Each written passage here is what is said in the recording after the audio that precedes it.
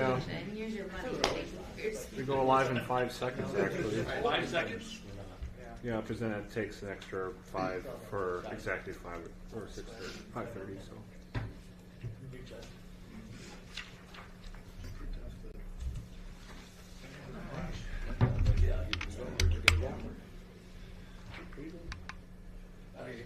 Before it's left on the printer, David came in and distracted me.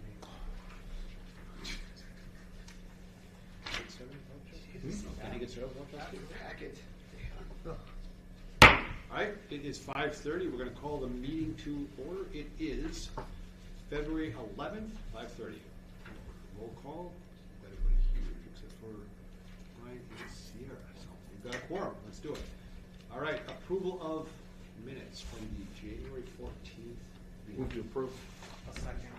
Second, okay. Any discussion or conversation on that? Hearing none, all in favor, say aye. Aye. All right, excellent.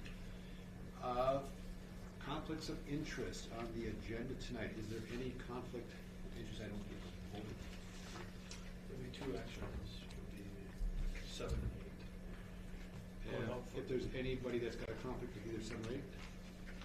Sure. None. We're going to move forward to public comments. I believe you guys are both presenting under the Winter Wonderland. Anything else? All right. With that, we'll move to item number 5, the Rotary Winter Wonderland Annual Report. All right. Hi, everybody. Hello. My name is Danielle. For those of you that don't know me, I've been working with the Winter Wonderland Project for the last 20 years now. In the last 10 or so, I've been doing a lot of volunteer recruitment and kind of operation piece and the social media and marketing piece of the program. I'm Scar Grove. I've been on the steering committee for the last 4 or so years and helped for a long time. So we're just here to give you an update on how our season went. We had a good season despite the weather. The weekend weather was not our friend this year, but we made up for it being able to open a weekend early. So really the key to our success, we feel, was moving our moving day to a Sunday this year. We tried that for the first time, and instead of fighting against 2 hours of sunlight after people are done with work, we had about 4 or 5 hours to really move everything and then move everything into where it needed to go into the park, so that helped a lot. And then it allowed us to have 1 full week before we started bringing volunteers in so that the guys could kind of lay everything out and make sure all the zones were set up correctly. So we would appreciate being able to kind of work with you guys to do that again this year, obviously pending on when your Halloween event is, but we thought that that was really helpful. Our setup this year seemed to be probably the smoothest it's ever gone, the fastest it's ever gone, which allowed us to open kind of a pop-up and bonus weekend this year. We opened the weekend before Thanksgiving just for 3 nights. We were able to staff it with the 2 food pantries and then CFR staffed one of the nights too. So we were able to, in that short little opening that we did ahead of time, we raised about $4,500 or $10,000 and 4,500 items. So it was a really successful opening weekend. The last couple seasons we've been cut a little short because of how Thanksgiving fell. So being able to do that really helped. And in retrospect, now that we know that the Saturdays weren't great for weather, we did have to close, I think, 1 or 2 nights for just the wind chill and the freezing, whatever we were getting coming out of the sky. So we did close 1 night this year, which also didn't help our bottom line, but overall had a really good season still. I don't know if you want to talk about setup anymore. Yeah, setup went well. Having that extra week definitely helped move the bigger things that you don't need your 7th grade girls helping move. It definitely helped to have that extra week of moving time. So, like you said, how your Halloween event falls, that Sunday definitely helped having daylight. Fighting the dark was never fun. And we had about 12 to 15 organizations that helped during the week with build out. So we also did not have to rely on recruiting volunteers and ourselves to be down there on Saturdays for 4 weeks in a row, which is what we used to do when we started. Operation-wise, our overall food collection was about 40,000 items. We'll exceed our goals for cash payouts this year again, likely between 40 and 50,000 will go back into the community when all of our bills are paid. We're definitely seeing a high percentage of gifts in the form of cash rather than food, but that's kind of been the trend the last couple of years. This year we also added an online giving option, and so that there were QR codes throughout the park that people could donate online, and that brought in, I think, anywhere from $2,000 to $4,000. So it was definitely worth having that option for people that just came upon the project and didn't have cash on them. So overall, really positive year. We thank you guys for your continued partnership and support. And with that, we do have our, we were able to write a $1,000 donation to the Zoo Society. So thank you for your help and your partnership. And I guess if anyone has any questions, we can answer them. But overall, Were there any, if I may, were there any concerns from city staff this year? Nope. Oh, I want to mention one thing though is, obviously you guys know about Wildwood Park and those very large mature trees. They do produce a significant amount of leaves. They're willing to accommodate our request to kind of delay any work in that area as we're able to mulch leaves with our contractor.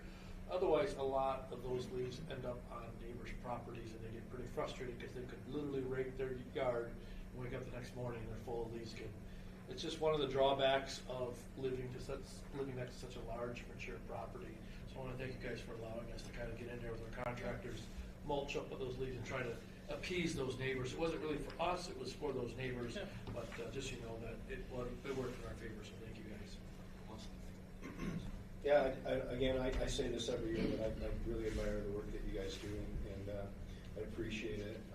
As a resident of Marshfield, it makes me proud. It's outstanding. I just have one question.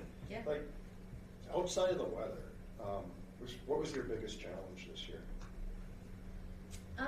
I think always keeping things fresh and new is always, I mean, the guys do a wonderful job with our layout and we try to change things up every year, but the reality is, and we talk about this every year, is that succession of leaders to continue keeping things fresh in the project. And, you know, Carter and I are both young and will stick with this for a while, but we really do need that second group of people to come in and start getting invested in this project, or it won't be around long time, forever, as long as we want it to be. So we by no means are slowing down at this point, but that will continue to be a barrier for us, just to kind of get, you know, Rotary has stepped up a lot in the last couple of years to give us some more people to help with certain parts of things, but to find people as dedicated as I call them the young old men that are working with us as far as the design and build out is going to be really hard to replace when they have their day where they can't do it as much anymore. So well, I appreciate you guys stepping into that leadership role, and I did note the absence of the older gentleman who yes, usually comes the every young year. old guy, yes, he's so, from Florida. So that's good. That's awesome. Thank you. Yes. Yeah, and as far as tear down goes too, I guess we didn't touch on that, but they're pretty much done. We should be pulling lancings out the rest of this week, and all the buildings should move this week like we had talked about before. Marwood wanted their lift back, so we had to finish moving things. And the cold snap at the middle of January did not help. Yeah, we definitely took a 2-week break. It was very nice. But yeah, great. And then we'll be meeting with the Special Olympians next month to do all the light testing and then kind of wrap up for this year. And by that I mean most of us will take a couple months break and then get back at it in August for next year. So or this year, I guess. Yeah. Oh yeah. Thanks. So thank you guys, and Thank you. I don't know, do you want this? Good. Thanks for the donation. Yes. Thank you. Thank you guys. Thank you for everything you guys do. All right, excellent. All right, item number 6, Park and Rec Strategic Plan. All right, in your packet, or you should have it in front of you, is the strategic plan. It's been developed in 2018. Each year is reviewed and updated. A lot of goals on it. It's more of a roadmap for our department as a whole. Gives us a chance to reset and reflect on what we did in 2025, but then also looking at 26, but then mostly focusing on 2027 and going forward. I always ask the committee to review it. Give me your comments. They don't have to be tonight. It could be an email, it could be a phone, whatever you want to do. Give me your thoughts. Then we bring it back in the March meeting, and we talk about the changes. Sometimes in the March meeting it's approved. Sometimes it might even be tabled to the April meeting for approval. But we'll continue moving on with the strategic plan. This is just a good tool to use for the community. They ask, what do you guys do? How do you kind of function? This is kind of that roadmap for our functionality. The big one I want to point out that usually takes the most attention for us is the one called facilities. And that's usually the ones that are always kind of changing. That's like our roadmap of the next few years on what we're going to tackle, whether it's EAB. It even says installation of lights for pickleball courts. Obviously that's done. And I think it even says redevelopment of Stroman Park. So that's most of the area that we'll update on what we're going to plan on doing, which actually later this meeting kind of dictates what might be in there moving forward. Okay, any other action item, or is this more homework to? This is homework for you guys to just look at it and see, even if it's grammatical errors or whatever it might be, just look at it and say, hey, look at that, or what are we doing here? Over the years, John has been helpful, and he's gave some really good suggestions, especially when it comes to health initiatives. I think we've taken those into consideration. We used to always struggle with staffing with those health initiatives. Excellent. All right. Any questions from anybody else on this? No? Okay, excellent. Well, thank you very much. With that, we'll move on to item number 7, the Columbia Park Page. Yeah, I think you guys are familiar. Donna Rosar made a commitment and an ambition to redo the Columbia Band Shell in 2025 or sometime over, I think, the late fall. We gave her approval to kind of set up a fund with the foundation. She's made a donation to the foundation and has set up that fund. In the packet itself is an article from Hub City Times. Hopefully you had a chance to read it, kind of talking about her ambitions. So the next kind of steps is to get approval to go out and get RFPs. RFPs will be for architectural engineering services. We're asking for a firm to come in and kind of help us design what would be needed and then give us budget estimates so we can stay within our budget, rather than just sometimes we'll get a Taj Mahal type approach and say, oh, we can't afford that, then we got to scale everything back. We'd rather work with the architect directly and make sure we can afford it up front. All of this funding is coming from Donna Rosar in the community. She's doing a 50-50 match, so for every dollar that's been donated by the community, she'll match that dollar, and up to $100,000 is the goal, and then use the firm and what we can do with that $100,000. That cost of the firm will also come out of that $100,000, so that does draw that down. We're hoping to hire a firm in the next month to start working on design plans. The one challenge we'll have with this is all design plans have to kind of suffice National Historical Register needs and what that may be. So we can't like do wholesale thing that gets put out, it's got to be still historical significance. So what we're looking for tonight is approval to solicit the enclosed RFP for qualified architectural and engineering firms to provide professional services related to potential improvements to the Columbia Band Shell. Following the review of proposals, staff will return to the committee with a recommendation for their consideration. So we'll come back to you guys on soliciting or seeking approval for the company. Okay. Yeah, I'll go ahead and make a motion to approve the RFQ. I'm sorry, RFP. I'll second. Second, Wachowski, open for discussion. Yeah, I have one thing, and I read through this. It seems pretty standard. The city must have kind of a template for these. Yeah. Is that right? Yeah. We do a lot. Yeah. Of our The one thing I wondered is, it's not written in here specifically, but in other projects we've had, the firm come in and do kind of a public, display and hearing, or I don't know if it's a hearing, but It's an interview. yeah. So is that included in this, Justin? Would that be something that? It's that- not unless we have done that. We just Yeah. recently did it with the police station. Yep. But that's hundreds of thousands. Of Right. dollars. This isn't as big This a is- project. This is Right. kind of like hourly rate of time and material. Right, and those It's all an cost architecture money, firm. right? I mean, for them to come and present, it's gonna cost extra dollars. Understood, yeah. I guess there's one part in there that sort of covers it, and that's the facilitation of meetings with city staff and stakeholders to help define the goals. If the committee could have some input on that, that would be awesome, I think at that point. Yeah, I think during Yeah. this, I'll call it review or design process, we bring some stuff back. Yep, Um, sure, I know- sounds good. I'm just not sure how far 100,000 will actually get. Understood, Like, yeah, I get it, it's pretty- yeah. We Yeah. really would like to address the restrooms. Yeah. But that opens up a large box or a large can of worms. We're not quite sure how to handle that because I think that's way over For sure. Yeah. Yeah. Okay. Excellent, okay, great. Any other questions or concerns? All right, if not, we've got a first and second, all in favor? Aye. Any opposed? Okay, RP is approved. Thank you. Okay, item number 8 is the Brain Park redevelopment. Justin, I'm talking about the phasing. Yeah, so this. Sorry, Justin, just before you continue, I didn't bring it up, I didn't see it right at the beginning, but what are you asking us to do? I do have a connection, my wife's on the committee that raised the funds for that. What are you asking us to, just so that For Brain Park? Yeah, if you have conflict, yeah, correct.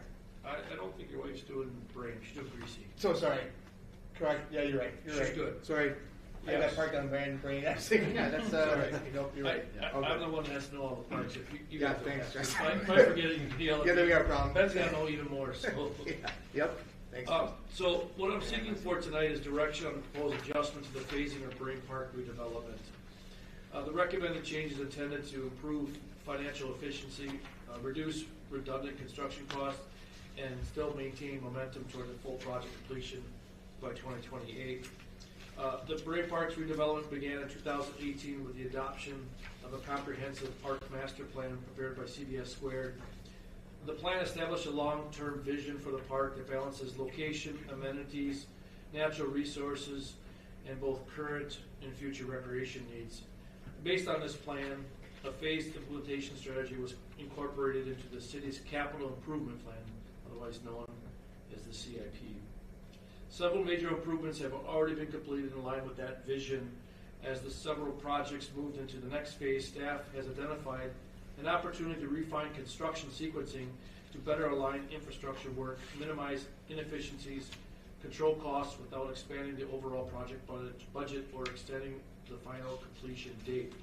Now, in your memo, if you're hopefully following along, is a table, and the top one is pickleball, which was obviously done.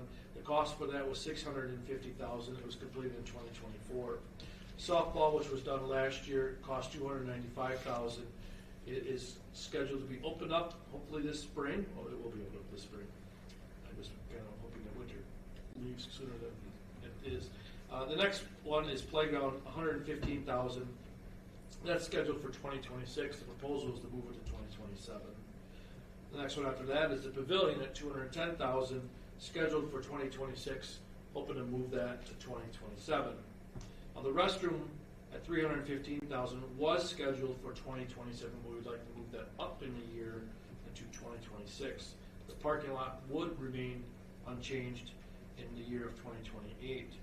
Now, the proposed phasing adjustment is driven by logistical coordination, safety considerations, and cost efficiency.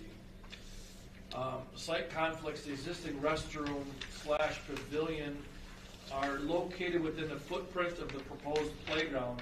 Removal of this structure is required before the playground construction can proceed. Number 2, the improved layout and safety. Shifting the playground allows it to be placed more centrally within the park, improving visibility and accessibility while increasing separation from the softball backstop and potential fall wall impacts. The infrastructure efficiency. The restroom building serves as a central utility hub for the park, housing electric, water, and sanitary connections.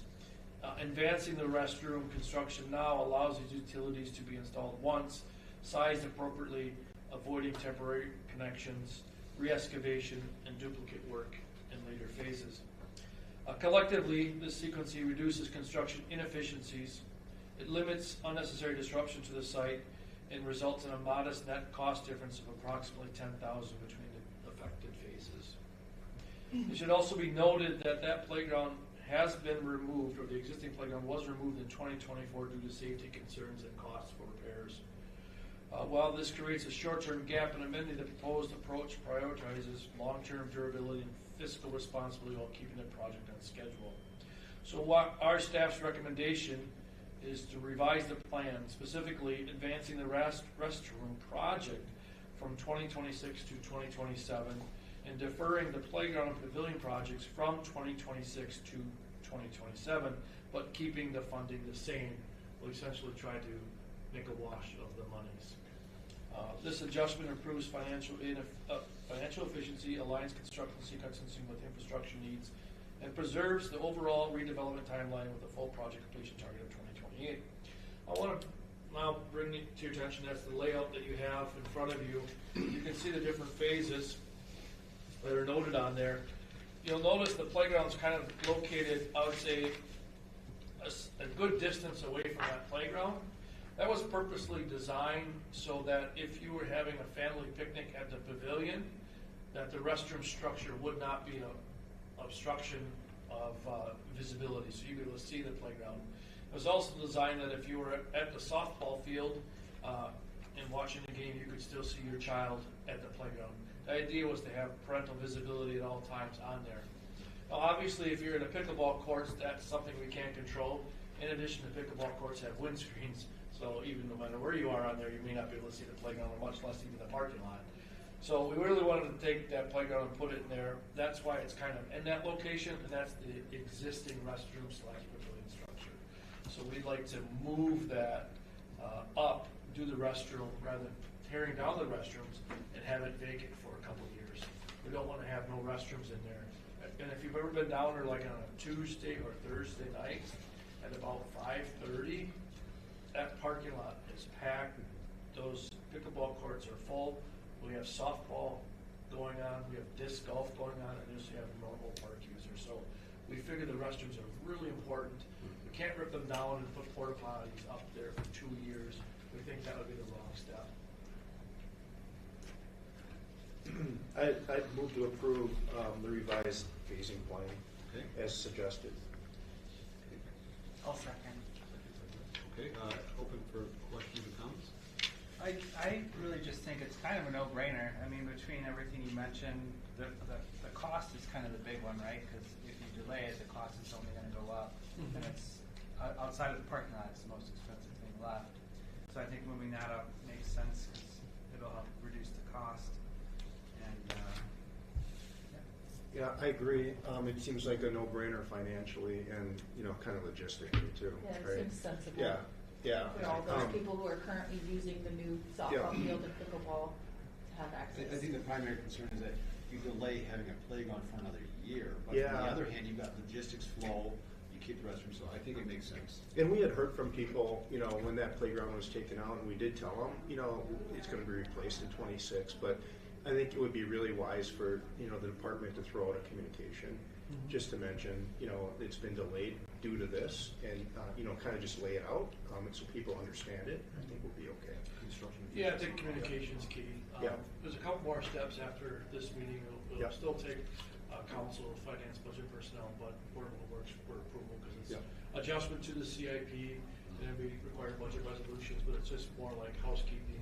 Hopefully, both those committees and boards and the council's on board with just trying to get to this direction.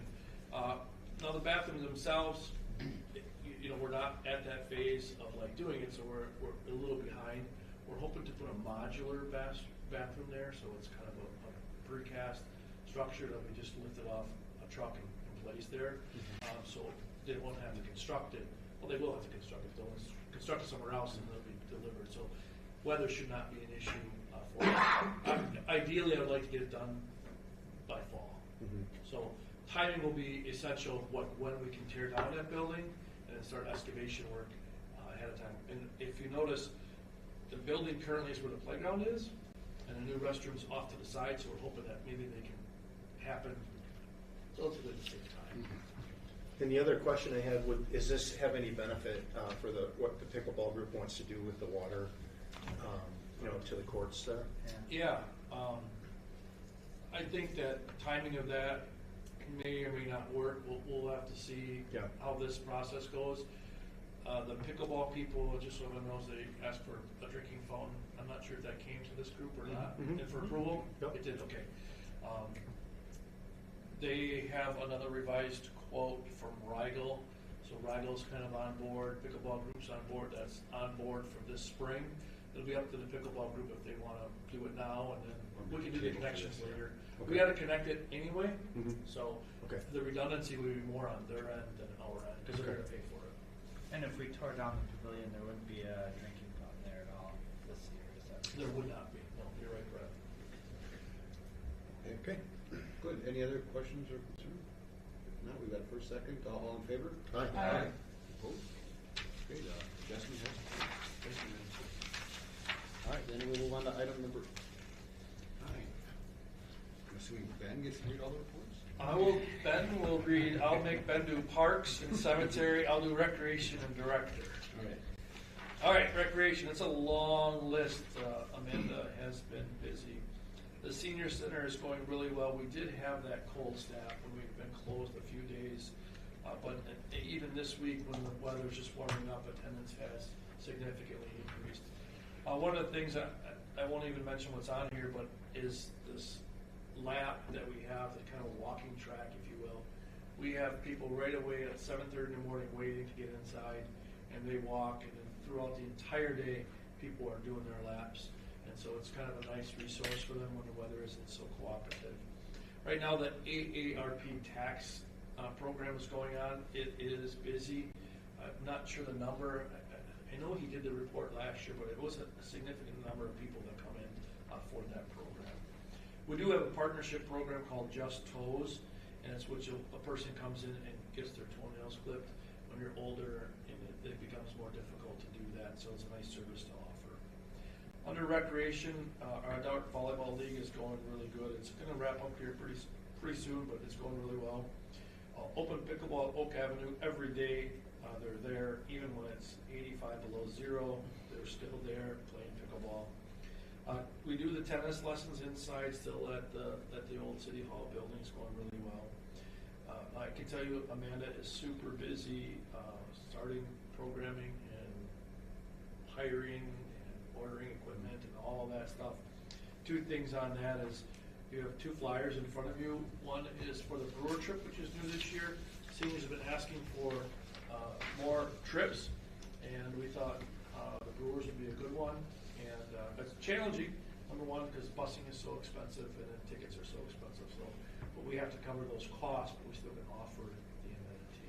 Now, it's not to say we can't have a sponsorship at some point. Come forward and say, hey, Stop Construction will sponsor that. I'll throw $1,000. We can lower that cost. It's always an option, but we got to start somewhere, and this is the start.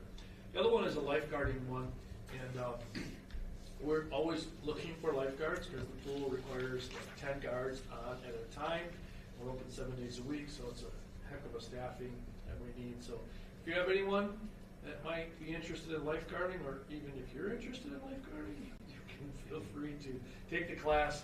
Amanda would love to work with you. Events and programs, and this is where before it was Nikki's position. Recently, in the last probably 30 days, we've received a significant amount of calls, inquiries, a lot of attention in that area. Bands reach out to us, different booking agencies reach out to us asking about booking some bands. We don't really have a good answer at this point because we don't have a person that's going to lead that. We could easily book bands, but then that doesn't necessarily mean that's the right thing to do because we need to follow up and do a lot of work between now and the time the band shows up, and then obviously the day of when the band gets there. And there's promotions and all of that, so we haven't been too aggressive on booking bands. We think that's easy to do, but it's everything else in between.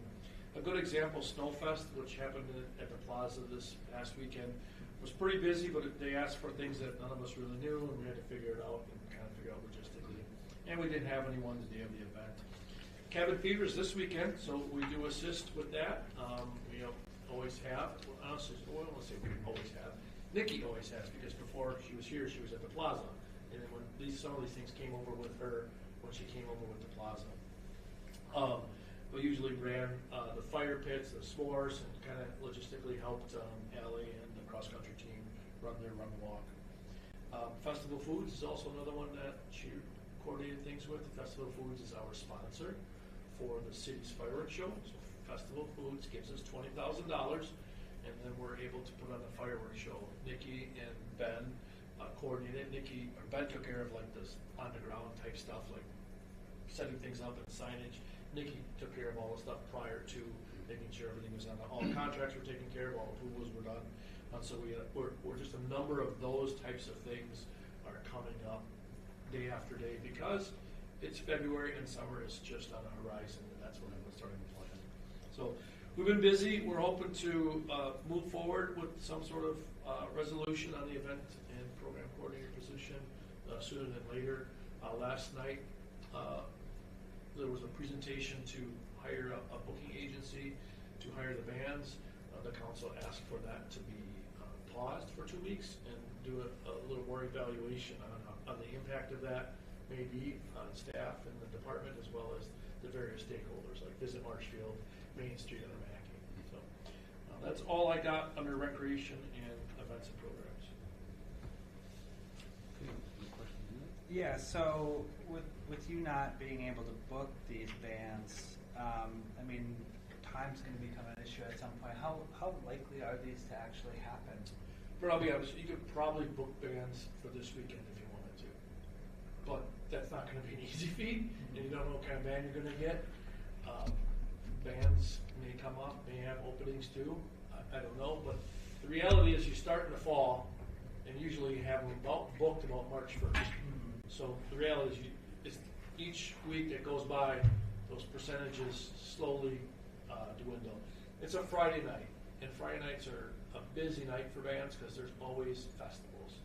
In not Central Wisconsin, in the Midwest, a lot of festivals go on, a lot of community festivals, whether it's a 4th of July festival or a Dairy Fest or a Hop City Fest, they're all over the place. And they're always looking for new entertainment, and it's not easy to find bands, and you want to try to diversify it. Nikki did a good job of finding unique talent, not just the everyday cover band that's from Stevens Point that's going to come and sing the same songs to the same people that you see in Loyal, that you see in Auburndale, that you see in Rapids. So she always brought unique talent, which was good. That's what you would try to do, is find some different artists to come in, and you find artists traveling. That's going to be the challenge. So when I say, can you find a band? Sure, we could probably find some local people to play, but they're also playing at Hotel Marshfield, they're also playing at the Legion, they're also playing everywhere else in this area that you could see them at any time. We want to try to bring new and exciting entertainment that's unique to our area, and that's the planning part. So it's kind of twofold. Everyone says you can book a band. Yeah, you can always book a band. You can always book the local bands that everyone else is booking. But we want to try to find unique talent and unique artists to come in. And that's where Nikki spent, that's why it was nice to have that full-time position, because it was done year-round. She may have booked a band the following year just because it was June. She made a connection. She said, oh, I really like you. I want you to play in my series next year. Let's connect. You know what I mean? It's not just you sit down one day and you make a phone call. It's constantly 12 months out of the year, you're always looking for entertainment. She may go to she's big into music, so she may go to a concert or a festival, see a band, approach them and say, hey, would you be interested in that? That's the type of stuff. Can I book a band? Sure. Brett, you can book the bands. Beth can book the bands. We all book the bands. But are you doing it 12 months out of the year, every day? That's where you start to find that good talent. I know John's a musician and a former musician maybe, and he can attest to it. Finding good bands is hard. Finding a band is not so hard. So. Yeah, I think it's more, I mean, the booking of bands, like, it's got to be done early. But, I mean, there's a lot to that position, right? And I can see here, just based on this report, that you guys are falling behind, because that position hasn't been hired. And that's the part that's frustrating to me, because this position was approved by the council, and for it not to be hired, I'm just confused by that. And what I saw at the council meeting last night, with a proposal to hire a booking agency, doesn't cover a fraction of what that position will need to do. So I'm just, I guess at this point I'm frustrated, and I'm worried for that concert series. Yeah, I think we'll still have the concert series, but to that, it might be more traditional local bands, but it won't be that unique artist feel that you may have had with a full-time person. And I'll be honest, that may have been the case this year too, bringing in a new person who's finding their way. We don't know that. We didn't hire anyone. We don't have anyone. So that's only a speculation on my part. We are trying to work towards a grant to maybe shift some of these costs offline, but that grant is also in play. But I think there's always ways to do this, but we are, John, falling behind. Yeah, and like sponsorships and that sort of stuff, stuff Nikki did. Do we have any leads on? No, we're not. Well, we don't want to. I can't go out to Stop Construction and say, give me $1,000 for a band, and he's like, are you going to be a concert series? Like, well, I don't know if we're having a concert series. We haven't got there yet. And then for me to establish that relationship with Ben takes time, and he's gonna wanna follow up, and then we gotta communicate several times to get this sponsorship. Then I gotta get his logo, and then I gotta get it on the flyers. So there's more than just getting a check, it's all the logistics involving the sponsor. And right now, Brett, we're not pursuing any donations or any sponsorships or any grants. And that, we weren't going to do that, because if we didn't have a concert series and have someone here, why would you do that? What's different? Yeah, So- I think you're right. I think there's still time to salvage this, right? But I mean, we need some action, like some, at the city level. We need approval to hire that position, and we should, I mean, absolutely bring in Nikki, who's offered, and put a contract, in front of the city, to do these services on a temporary basis. I mean, I don't see how this is gonna happen without that. I just don't. Well, and if the discussion is hiring a booking agency anyway, I don't see the difference between that and contracting with Nikki. Well, the difference was the cost. The booking agent would go out and find bands.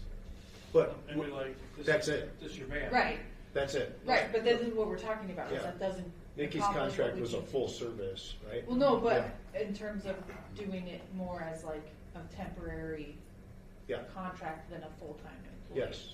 Yeah, we also gotta remember that that's only the most outward-facing component that Nikki's job entailed. Mhm. Whether it was Cabin Fever, Snowfest, Wild Wednesdays, 4th of July, you name it. We have a luminary hike tonight I got my heated pants on. that Ben and his staff did in lieu of Nikki. So Nikki would be the one that would be out there getting all this coordinated, so. Understood. So that, it just tells you that there's one thing called the concert series, but it doesn't change the overall scope of what direction and vision it was going. It was supposed to be Wenzel Plaza, but it's also supposed to be about helping out stop construction, helping out Dairy Fest, helping out. She also booked a band for Friday night for Dairy Fest. She also helped with the movies in the park. And there's all of those things that, great, we have the concert series, but then we kind of lose everything else. Yeah. And I'm not saying that we have to replace, I'm not saying we don't, but we do need to make a decision or direction so the community can adjust and adjust appropriately. Yeah, again, I do think that there's some really, really good musical talent, not only in just Marshfield, but the whole central Wisconsin area. I do. I think there's really good talent around here. And local bands shouldn't be precluded. In fact, Nikki made it a point to have a local band every year, and she had one last year that was really good, and they drew really well. My worry is that that momentum over the years that series has grown to, and you can see it if you've gone there. There's momentum there, and the crowds were growing. I just don't want that to go backwards, because people could count on it. Something doing a Friday in Marshfield, quality music, and we can't have that go backwards. That's my concern. Yeah, and regardless of if we hire someone new now, they're gonna have their hands full with everything else that her job was entailed. So someone's gonna have to take over the responsibilities of this concert series. And I know that this is a bigger picture than that concert series. I absolutely understand that. I can see that here, and I know what she did, for your department. Yeah, I just don't want to lose Yeah. sight, like, Yes. oh, fix the concert, like, well, that's just For sure. That's just One one piece piece, of one what- piece yeah. of what you did, not, you Yeah. still have to figure out everything else. Is there anything else you need from this board? No, this is just a report, and I just want to give you an update on it. Well, I meant to help give you some more juice to go back.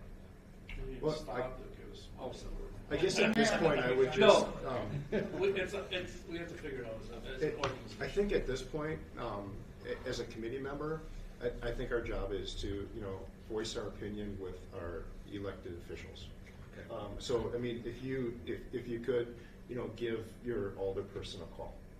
Let them know, what we talked about, let them know how you feel. All right? Okay. Yeah. Excellent. Yeah. Thank you. Okay, great. Move on to item B, Parks, Forestry, Zoo update.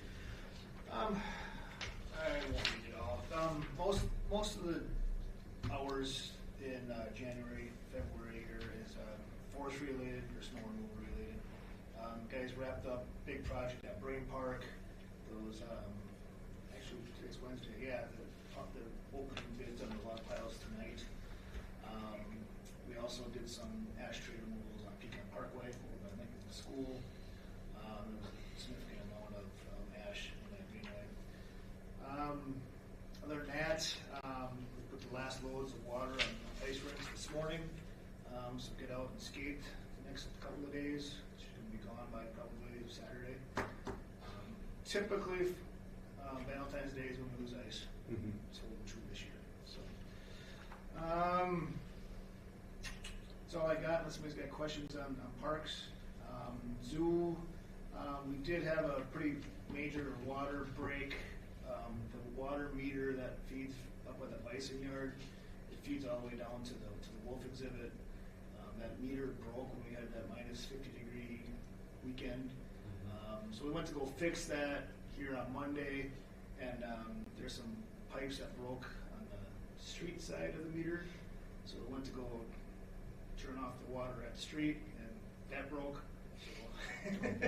So we're fixing it. Hopefully by the end of the week we'll have it fixed, and we'll have water. We won't have to hand water all of our pastures by next week. That's all I got for zoo. Cemetery, looks like they had 4 burials in January, 2 cremations, 1 crypt, and 1 niche. Wreaths Across America, they got quite a bit of it cleaned up, but they still have to come back this spring on things that got frozen in. Their monthly revenues in January were $9,580. And then they also assisted in forestry operations and storm.